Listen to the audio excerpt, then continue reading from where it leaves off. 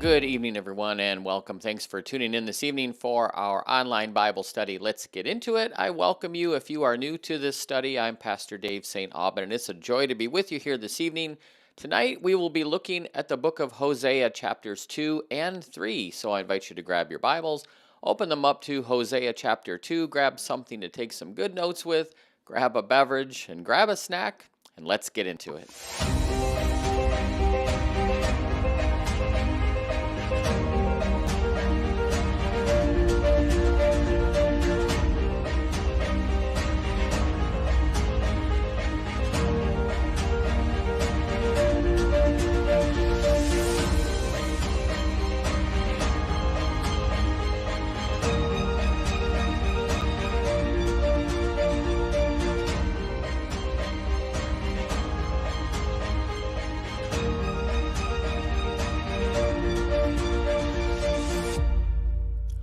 Well, again, good evening and welcome, and thanks for tuning in. I pray that your day's been going well. Pray that your week has been going well so far. Appreciate you being here this evening as we continue our journey through the Bible one chapter at a time. We are now in the book of Hosea, which we began last night.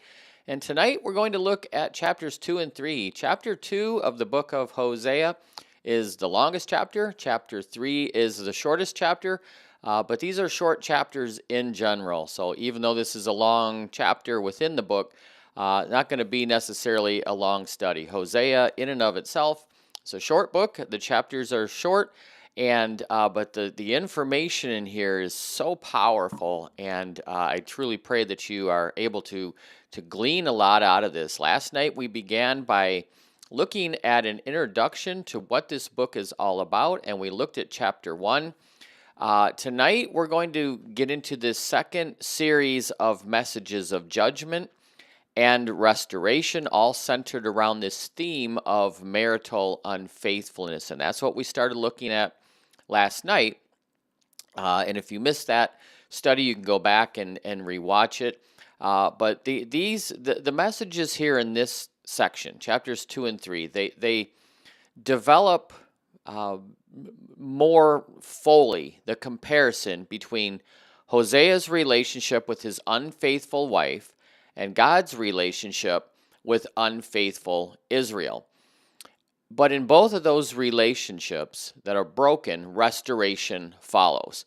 And there are two judgment oracles that follow what we're going to look through tonight in this part of the book, chapters 2 and 3. And the first judgment oracle, Hosea and Gomer's relationship, is what is primarily in view, but the parallels with God and Israel and that relationship are fairly obvious. You're going to see that. In the second judgment oracle, it's almost entirely God and Israel's relationship that is in view.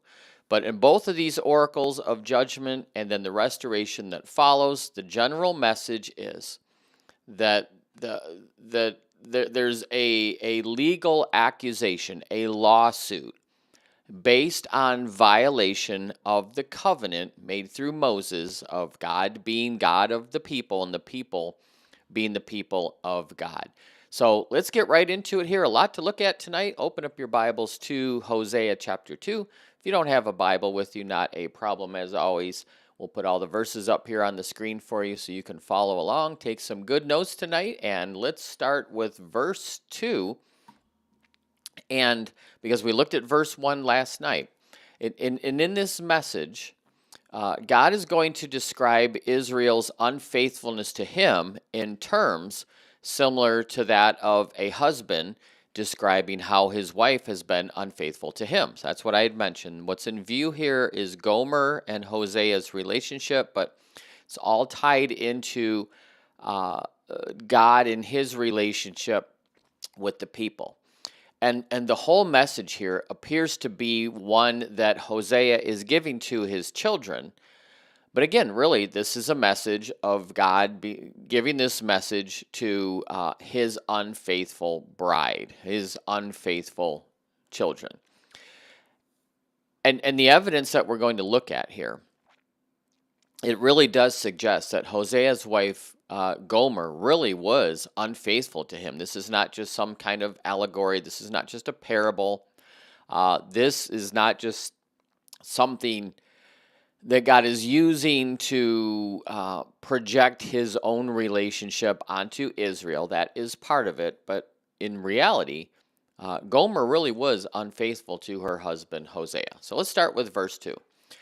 And again, it seems to be Hosea speaking to his children here. Rebuke your mother, rebuke her, for she is not my wife. I am not her husband. Let her remove the adulterous look from her face and the unfaithfulness from between her breasts. So Hosea is calling on his children, to act as a witness against the conduct of their mother. She was not acting like a wife should act. So she couldn't be um, because of how she is acting, Hosea couldn't act as a normal husband would respond to her because, again, she's been unfaithful. And perhaps at this point, they have separated. But what is really being said here is she needs to stop engaging in these adulterous affairs. God is bringing these legal charges against Israel in the same sense. And the legal charge, it's not a formal declaration of divorce here because God wants to restore the relationship. He wants healing. He doesn't want to terminate it. He wants it healed. Hosea is saying we're not yet terminating this relationship, but it needs to heal. She needs to stop what she's doing. The relationship between Israel and God was not what it should have been because Israel, like Gomer, had become this harlot. They had become a spiritual harlot. They had stopped worshiping God exclusively. They had stopped serving God exclusively. They had worshiped other gods. They had served other gods. So Gomer is participating in physical adultery. Israel is participating in spiritual adultery. And under the law, going back to Leviticus 20 and Deuteronomy 22, a husband could have his wife stoned for being unfaithful to him. But this is not Hosea's intention for Gomer, and it's not God's intention for Israel. God doesn't want to wipe out the Israelites completely here. What he's going to do is offer a way to restore, but the adultery needs to stop. Verse 3, otherwise I will strip her naked and make her as bare as the day she was born. I will make her like a desert, turn her into a parched land, slay her with thirst. So Hosea speaking to his children, if Gomer doesn't appropriately respond to this, Hosea is threatening to strip her naked as when she was born. In other words, to expose her helplessness, to expose her shame. To be stripped naked like a prostitute was a metaphor. It was a metaphor used to describe punishment that was due to a covenant breaker in this time in history. Gomer had exposed herself to her lovers in verse 2. Now Hosea is threatening to expose her to everybody, for all to see how she was behaving. And he would make her like a desert, like a wilderness, a deserted land, in the sense that she would become sterile. She would become incapable of bearing other children. Gomer's insistence on these adulterous relationships, these affairs with several different men, were going to result in her not being able to bear the fruit of those relationships, in other words, children. And even though she would thirst for more children, she would bear no more at all. There would be no more pregnancies. The threat to Israel, because primarily in view is Hosea and Gomer, but also in view is God's relationship with Israel. So this threat to Israel involved making the nation some type of an object of shame and ridicule, right? That's stripping them naked. That goes back to Ezekiel 16. And then God would remove any chance of fertility in the land. The flocks would not flourish, the land would not flourish, the fields would become unproductive, the women would not be able to conceive and bear children. It would all come to an end.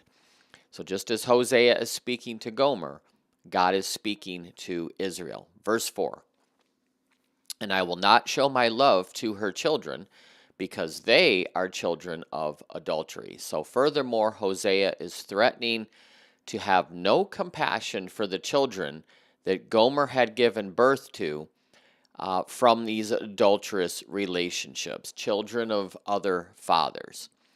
And these children appear to be additional children other than the three that we saw last night. It could refer to the two of the three children that we saw, the first daughter and the second son, Lo Ruhama and Lo Ami, but more than likely this is referring to additional children. That's Hosea speaking to in relationship to Gomer. For Israel, what this signifies is God not recognizing as his own and loving as his own the descendants that these spiritually adulterous Israelites were going to have.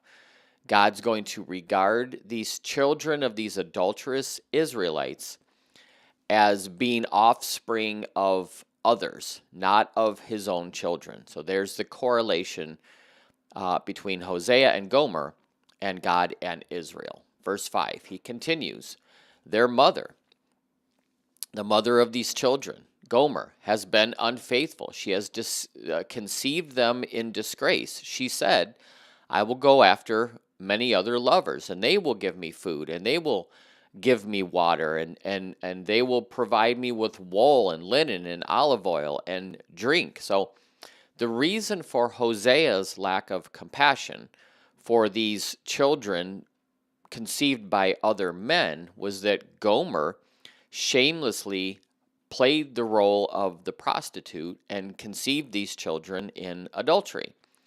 She had brazenly sought out these lovers who were promising to provide for her financially, to adequately take care of her needs by giving her food and water and linen and olive oil and all these things. For Israel, they too pursued other loves. They pursued other gods because they believed that these other gods would take care of them better than Yahweh would. And they engaged in all these trade agreements, and which these trade agreements with these other nations required acknowledgement of the gods of those nations.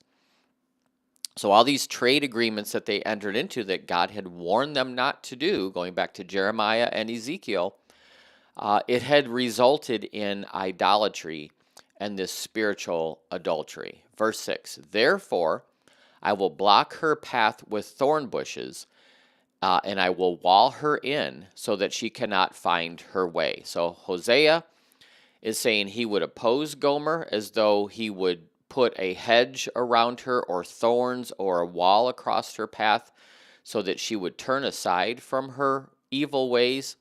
For God, he would make it difficult for Israel to pursue these idols as well. Verse 7, she will chase after her lovers but will not catch them. She'll look for them, but she won't find them. And then she will say, I will go back to my husband as at the time that we were married, because I was better off then than I am now that I've become barren and my path is blocked and all these horrible things have happened to her. Now she's saying, I'll go back. So Gomer was going to pursue these other lovers, but she's not going to be able to find them. She's not going to be able to catch up with them. She would seek them, but not find them. And so out of frustration, she would give up pursuing these other men. She would return back to her husband, and she was going to conclude she was better off with Hosea than she was with these other men. With Israel, out of their frustration, having come to the end of their rope, they too would conclude that we were better off with God, and they would turn back to him. And so that's the first part here, is primarily focusing on Hosea and Gomer with the correlation to God and Israel themed within those. Now, in the next set of verses that we look at, this relationship between God and Israel becomes even more clear. The mention of the Baals and the feasts of Israel are going to make this very clear. So Hosea's relationship with Gomer now recedes into the background, and God's relationship with Israel comes to the foreground. Verse 8, she has not acknowledged that I was the one who gave her the grain, the new wine, the oil, who lavished on her silver and gold, which they used for Baal. So Israel failed to acknowledge that it was God who had provided for them. And it was God who had given them all that they needed, even luxuries beyond what they needed. They failed to realize it was God that had given them all these things while they were pursuing these other idols, these other adulterous lovers. And they would use the silver and the gold that God had bestowed upon them to make idols of Baal, these false gods, and then they credited these gods with these agricultural blessings that they enjoyed. Now, the word Baal here is a metonym. It means all idols, not just in particular one, including going back to the time of the Exodus and the golden calf. So, what these verses about knowing the Lord refer to is not just head knowledge of who God is, it's heart knowledge. It's knowledge that motivates behavior. So they have not acknowledged, not just in their head, who God is. Their hearts are turned elsewhere, and their hearts have not yet been convicted enough that they turn back. Verse 9, but that's coming. Therefore, God says, I will take away my grain when it ripens. I will take away the new wine when it is ready. I will take back my wool and my linen that were intended to cover their nakedness. So since the Israelites really didn't acknowledge or know the Lord in their hearts, he's going to withdraw his blessings, blessings of fertility and blessings of stability and safety. All the covenant promises were going to be broken by the Israelites, and as a result, these curses were going to come on them and take their place of these blessings. Verse 10. So now I will expose her lewdness before the eyes of her lovers, and no one will take her out of my hand. So God was going to expose Israel to shame. They would become this withered state. We saw that in Jeremiah. We saw it in Ezekiel. In the sight of those with whom Israel had had these affairs, they would be shamed. And no one's going to be able or willing to save them, the Israelites, from this punishment that is coming from God. Verse 11. And God says, I will stop all of their celebrations, all the yearly festivals, the new moons, the Sabbath days, all the appointed festivals. So God was going to put an end to all of Israel's joyful, happy, weekly, monthly, yearly celebrations, including the Sabbath, which in this time of Hosea, under the reign of King Jeroboam, was a feast day. This idolatry of the Israelites had so corrupted even their festivals that God's no longer going to permit the people to observe or enjoy them. Verse 12, and I will ruin her vines and her fig trees, which she said were her pay from her lovers. I will make them a thicket, and wild animals will devour them. So God's also going to destroy the vines, the fig trees, in other words, all the sources of Israel's finest products. Israel regarded these trees as being pay from her lovers, these alliances, these trade agreements they had made. God's going to take that and turn these groves of trees, these fruit trees, into wilderness. wild beasts would come in and destroy not just the trees, but the fruit of the trees, which is suggesting that there's no longer any people in the land to care for these crops. It was going to become a wasteland. And that indeed was the case after the Israelites went into captivity from the Assyrians. Verse 13.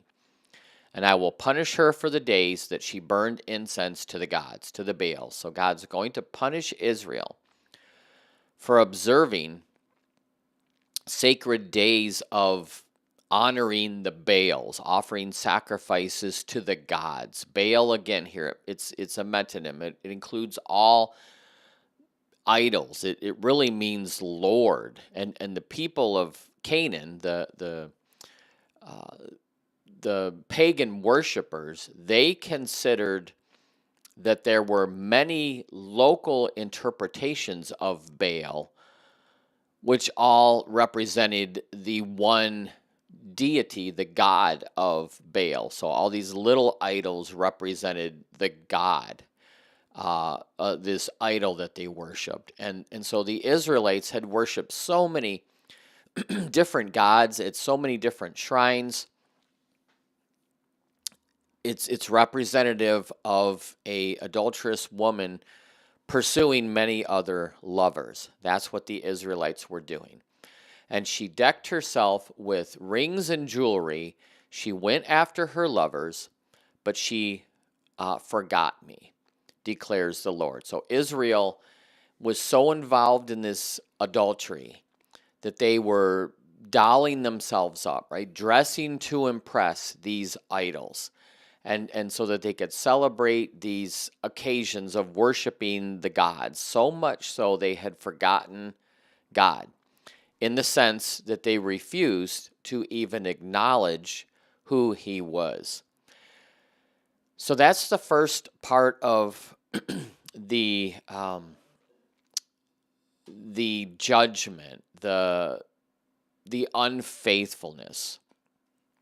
And now we come to promises of restoration. It's the same thing that we saw in chapter 1. So now there's 3 messages of restoration that follow. And these messages were going to assure Israel that God would remain faithful to his promises to his people, even though they were unfaithful to him.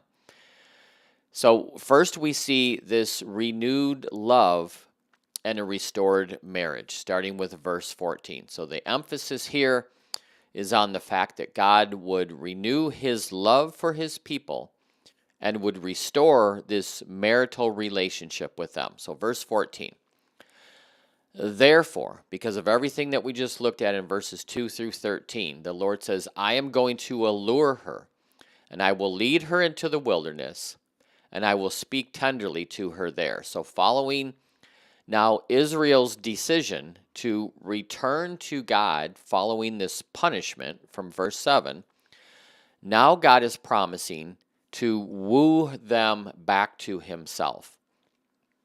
He's going to appeal to the people with tenderness, with mercy, with grace, with attractive words, and lead the Israelites into a place where there would be few distractions, and there God would speak to their hearts. Verse 15, and there I will give her back her vineyards, and I will make the valley of Achor a door of hope.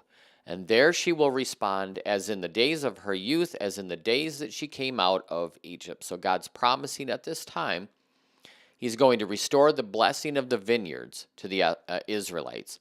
And he's going to turn the valley of Achor, which Achor means trouble, that this was the site of the sins of Achan, going back to Joshua 7. God's going to turn this valley of trouble into a door of hope. And this site, the valley of Achor, was no longer going to remind the Israelites of the past sins of Achan in Joshua 7. Instead, it's going to appear as a gateway to a new future, a better future in the promised land. And they would again sing, just as the Israelites did when they came out of Egypt at the time of the Exodus and crossed the Red Sea. That's what it means She will respond as in the days of her youth, as in the day she came out of Egypt. They will rejoice, and they will be singing. It's as if Israel is going through a new exodus. They're starting over as a nation, just as they did when they came out of Egypt, out of the wilderness, into the promised land. Verse 16, and in that day, declares the Lord, you will call me my husband. You will no longer call me my master. We'll talk about the Hebrew here in a second because it plays on itself. Verse 17, and I will remove the names of the Baals from her lips, and no longer will those names be invoked. So, in this coming day of restoration, the Israelites would call Yahweh my husband. In Hebrew, it is Ishi. No longer would they refer to him as master, which in the Hebrew is Baali, which means possessor. Baali, master, recalls the Baals of the past, which the Israelites worshipped, pursued in this adulterous affair, but now God was going to remove those names from their lips. They would not even mention the name Baal by referring to God as their Baali, master. So there's some play on the Hebrew here. No, you will call me Ishi, no longer Baali, the god of whatever they made him out to be. Verse 18, and in that day I will make a covenant for them with the beasts of the field, the birds in the sky, the creatures that move along the ground. Bow and sword and battle I will abolish from the land, so that all may lie down in safety. So on that day of restoration, God's promising he would make the animals in the promised land safe and secure. No longer would they be destroying the trees or eating the fruit or living off the wilderness. It would be safe to live among them now. And it would be safe for the animals to live there because war would be removed. What all this is just a way of saying that the Israelites and even the animals within the promised land would live in peace and in security. They would live in security. Verse 19, and I will betroth you to me forever. I will betroth you in righteousness and justice, in love and compassion. I will betroth you in faithfulness, and you will acknowledge the Lord. It's as though God and Israel are beginning anew as husband and wife, renewing their wedding vows, right? They are returning to the days of courtship. They're starting again as if they are an engaged couple. In this time period in history, in this part of the world, in the ancient Near East, a man, a husband, would pay a price to seal the agreement when he became engaged to a woman. And the people would regard this couple as good as being married in the eyes of the law when this price was paid. It foreshadows Joseph and Mary. Joseph was betrothed to Mary. This was as good as if they were married. So for him to break this off, knowing that she was pregnant with the Messiah, right? This virgin birth to come. If he would have broken that off, it would have been a humiliation for Mary. So he chose not to do that. Here, this betrothal is saying what God is vowing to give to his bride, this price that he's going to pay to be betrothed to them, to seal this nuptial agreement. The price he's going to offer is righteousness, what is right, justice, which is fair treatment, loyal love, which is commitment, compassion, which is tender affection, and faithfulness, which is dependability. That's verses 19 and 20. I will pay this price to be engaged to you. Righteousness, justice, love, compassion, faithfulness. This was God's marriage vow for Israel. This was what he's today at a wedding. The bride and groom, they write their marriage vows. This was God's marriage vow to the people. In response to this, Israel would recognize her special relationship to Yahweh and would show that they recognize this by faithfully obeying him. That's the last part of verse 20. You will acknowledge the Lord. So that's the first restoration. Now in verses 21 through 23, we see the second restoration, which is restoration of fertility and restored favor. So this message stresses renewed fertility that Israel could anticipate because God's going to reach out and save her. So verse 21, in that day I will respond, declares the Lord. I will respond to the skies. They will respond to the earth. The earth will respond to the grain, the new wine, the new olive oil, and they will all respond to Jezreel, which we looked at last night. So in this coming day of blessing, God's going to restore the agricultural productivity to the land. Responding to the skies, responding to the heavens would be in response to an appeal that the earth would make to the heavens to send rain. The heavens would respond to the earth, send this rain. This is all agricultural productivity. The earth would ask for rain because the grain and the wine, the grapes, the oil, the olives told the earth they needed the rain. The earth would appeal to the heavens would send the rain. The crops would appeal to the earth because Jezreel had appealed to the earth. Remember, Jezreel means God sows or God plants. It's like scattering seed, and that personifies the nation of Israel here as a whole. Israel in the past had cried out to Baal, this Canaanite god of fertility and of rain, but of course it's an idol. It's a false god. There was no response from Baal. It didn't help the Israelites.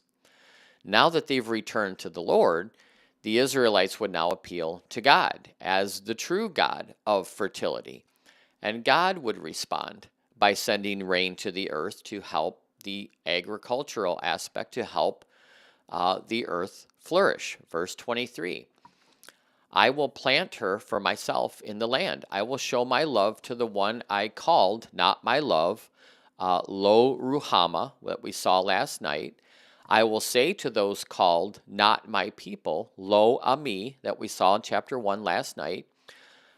You are my people, and they will say, you are my God. So God's reversing what was said last night. He will show his love to the one he said, I don't love you. And he will call as my people the one that he said last night, you are no child of mine.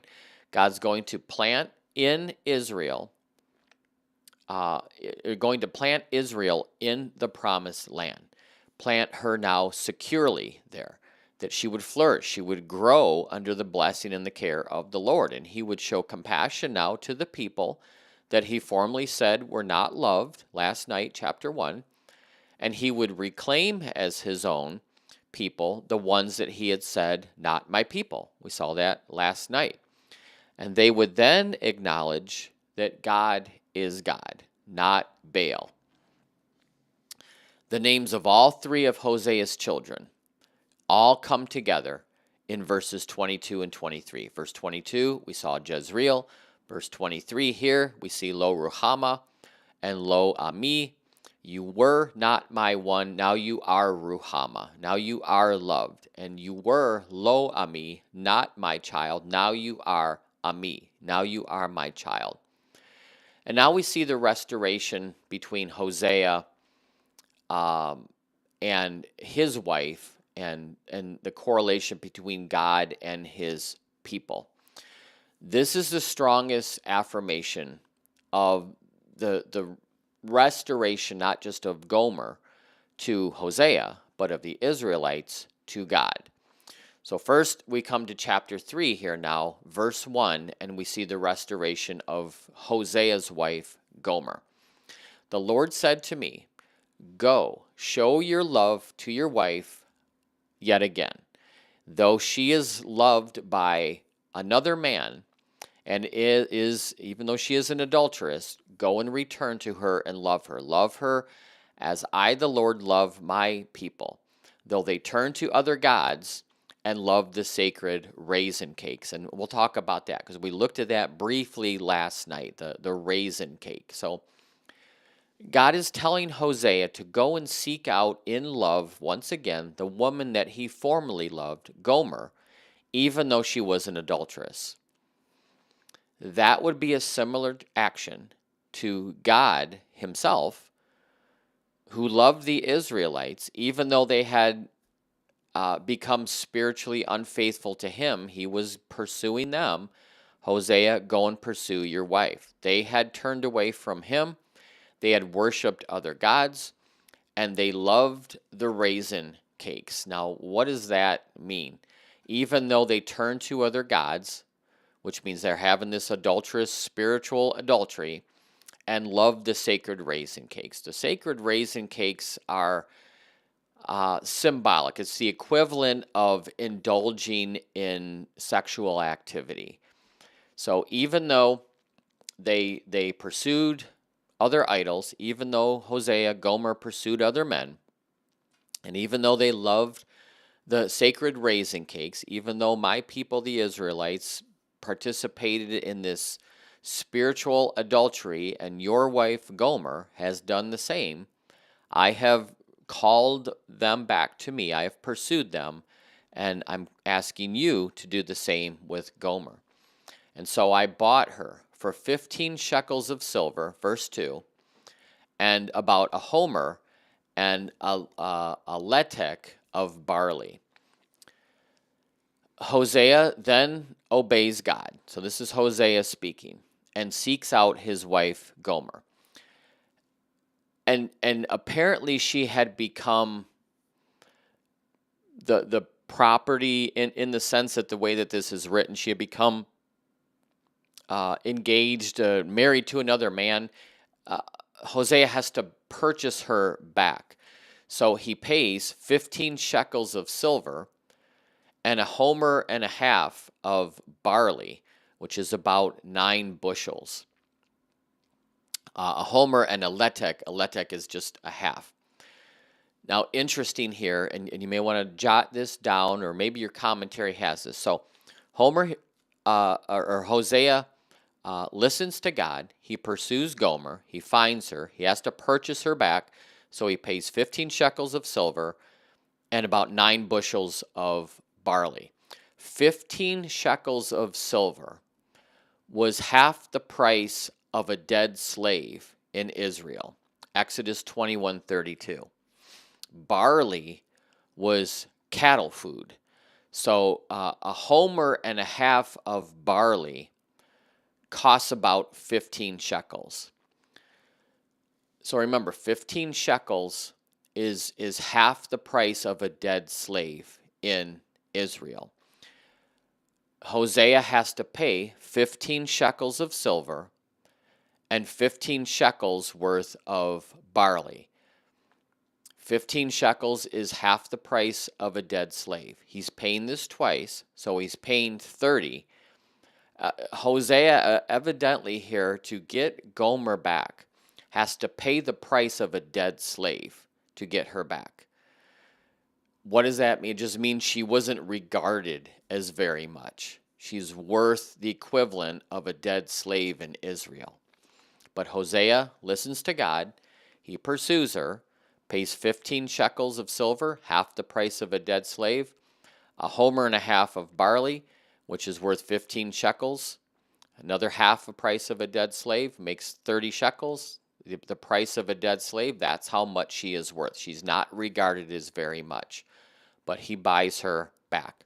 And then he tells her, Hosea says, then I told her, you are to live with me many days. You must not be a prostitute or intimate with any man again, and I will behave the same way towards you. So after Hosea brings Gomer home, after paying the price of a dead slave for her, he tells her, you're going to stay with me from now on. You are now mine by right of marriage and by right of purchase, betrothed. This is what I've paid for you. God paid for Israel justice and righteousness and mercy and all those things that we looked at in chapter 2, Hosea has purchased Gomer back, and he's saying you are not to play the harlot any longer. No more affairs, no more messing around, no more other lovers, and I am promising to you to be faithful to you. Verse 4, for the Israelites will live many days without king or prince, without sacrifice or sacred stones, without ephod or household gods. God's explaining that the Israelites would remain separated from their idolatrous practices for a long time. And during this time, just like Hosea said to Gomer, you'll have no more lovers, the Israelites, they would not have these adulterous affairs either, but they would also not have a king or a leader, which means they wouldn't enjoy this national sovereignty. They wouldn't have sacrifices or sacred stones, which just meant they wouldn't be able to participate in any type of religious activity. They wouldn't have ephod or household idols. These are methods of divination. The Mosaic Law banned all these things, these stones and these idols, right? The 10 Commandments, you are to have no other gods before me. The Israelites ignored all of that. In the future, just like Hosea told Gomer, you'll have no more lovers. God tells Israel, you will have no more. You will stop worshiping the idols. You will be my people, and I will be your God. In verse 5, afterward, the Israelites will return and seek the Lord their God and David their king. They will come trembling to the Lord and to his blessings in the last day. So after this period of discipline, the Israelites would then return back to God. They would seek him as their God, and they would seek a king, a ruler out of the line of David. They would now approach God with this healthy sense of fear because of his rich blessings, right? They knew what would happen if they fell away again. They would lose the blessing. And this was all going to happen in the last days, namely the days of Israel's national restoration. In other words, the 1,000-year reign of Christ on earth in the millennium. Remember, part of this book is messianic prophecy. It's end times prophecy. Israel would go into exile under the Assyrians as part of God's discipline, so that, when they returned from exile, that they would have learned this lesson not to worship these idols any longer. And that is Hosea chapters 2 and 3, and I pray that that has been a help to you. We've now gone through the longest chapter in Hosea, chapter 2. The rest of these chapters are short. We're going to move through them fairly quickly. So tomorrow we'll look at chapters 4 and 5, and we're going to look at this third series of messages of judgment and restoration with this focus on guilt, widespread guilt. But thank you for being here this evening. Again, I do pray that this has been a help to you. Go back and reread these chapters. They're not long. There's a lot of information in here that really applies to us today as to what happens when we turn away from God, we pursue other loves.